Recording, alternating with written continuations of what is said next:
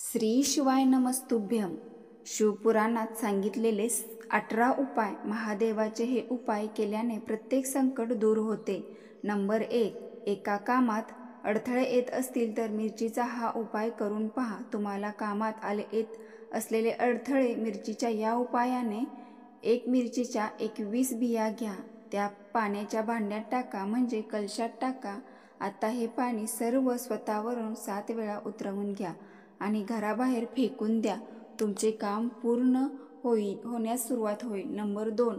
दीप प्रज्वलन. दररोज सकाळी आणि सायंकाळी घरात तुपाचा दिवा लावा. यामुळे देवी लक्ष्मीची कृपा प्राप्त होते आणि घरात सुख समृद्धी नांदते. नंबर 3. अमावस्या. प्रत्येक अमावस्येला तांदळाची खीर बनवा. रोटीचे छोटे तुकडे करून त्या खिरीमध्ये टाका. त्यानंतर या खिरीमध्ये मिसळलेली रोटी कावळ्यासाठी छतावर ठेवा. या उपायाने घरावर पितृदोषाचे विशेष कृपा होते. पितृदेवतेच्या कृपेने घरात सुख समृद्धी येते. नंबर 4. दही भात उपाय. अमावस्या आणि पौर्णिमेच्या रात्री सुक्या कागदावर थोडा दही भात ठेवा आणि त्यावर हळद कुंकू टाका.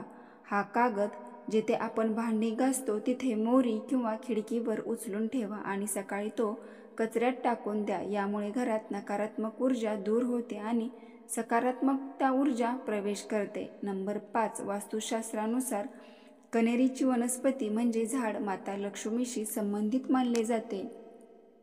अशा वेळी घरामध्ये कण्हेरीची रोपे लावल्याने घरात लक्ष्मीचा वास होतो.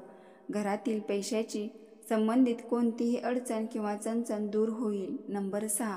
घरातील कर्त्या पुरुषाने किंवा स्त्रीने जेवणाचा घास रात्री जेवताना थोडा जेवणाचा घास कागदावर ठेवा आणि हा जेवण झाल्याच्या वेळी तो उचलून बाहेर टाका. यामुळे वास्तुदोष आणि वास्तुदेवता प्रसन्न राहतात आणि घरात सुख शांती नांदते. नंबर 7. गोमूत्र शांती. प्रत्येक शनिवारी आणि अमावस्येला गोमूत्रात हळद टाकून उंबरठ्यावर 2 पट्ट्या ओढा. यामुळे घरातील नकारात्मक शक्ती आणि अडथळे दूर होतात आणि सकारात्मक ऊर्जा प्रवेश करते. नंबर 8. नारळ पूजन. सोमवारी आणि एकादशी या दिवशी नारळ फोडू नये, कारण या दिवसांना देवाची प्रतीक मानले जाते आणि नारळ फोडल्याने देवांना त्रास होऊ शकतो. नंबर 9. गोमाता आपल्याला दूध देते आणि प्रत्येक प्रकारे आपल्याला उपयुक्त ठरते. त्यामुळे गायीला हाकलून लावू नये. गायीला अन्न आणि गूळ द्यावे. यामुळे आपले पाप शुद्ध होते, तसेच ते 33 कोटी देवाचे दर्शनही होते असे म्हणतात आणि सुख समृद्धी प्राप्त होते.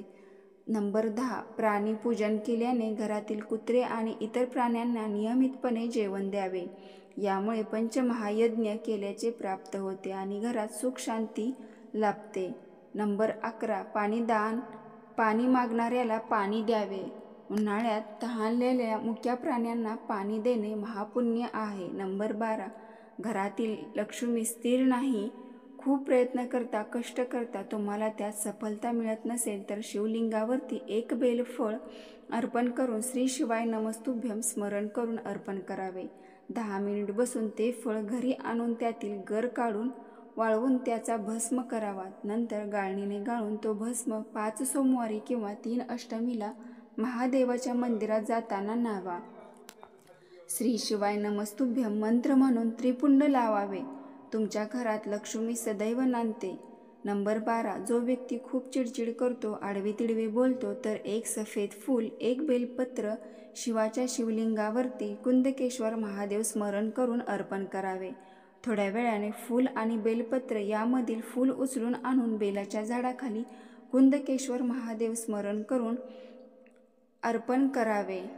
तिथली थोडीशी माती आपल्या घराला स्पर्श करून जो व्यक्ती खूप चिडचिड करतो त्याला कपाळाला कुंदकेश्वर महादेव स्मरण करून लावावे. तो व्यक्ती हळूहळू चिडचिड करणे, आडवे तिडवे बोलण्याचे पूर्ण बंद करेल. नंबर 13. घरातील मुख्य महिलेने दररोज पहाटे उठून नित्यकर्म आटपून तांब्याच्या कलशात तांब्यामध्ये पाणी भरून प्रवेशद्वारावर पाणी शिंपडल्याने लक्ष्मी माता प्रसन्न होते. घरातील दरिद्रता नष्ट होऊन घरात लक्ष्मी माता नांदते. नंबर 14. घरातील मुख्य महिलेने दररोज पहाटे उठून नित्यकर्म करून प्रत्येक अमावस्येच्या शुभ मुहूर्तावर लक्ष्मीचे पूजन करावे. घरात भरभराटी राहते. नंबर 16. हा लक्ष्मीचा आगमनाचा दिवस आहे.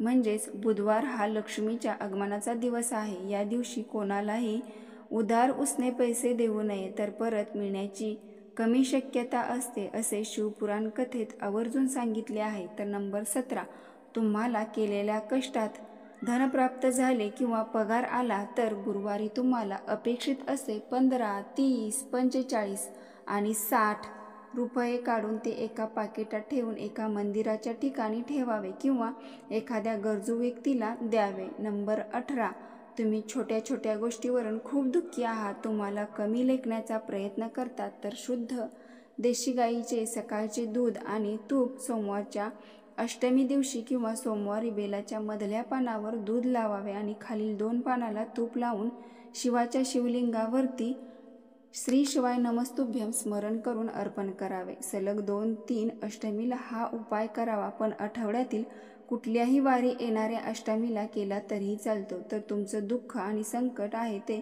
भोलेबाबा तुमच्या दारापर्यंत कधीच येऊ देणार नाही. तर व्हिडिओ कसा वाटला नक्की शेअर आणि लाईक करा, सबस्क्राईब करा. हर हर महादेव.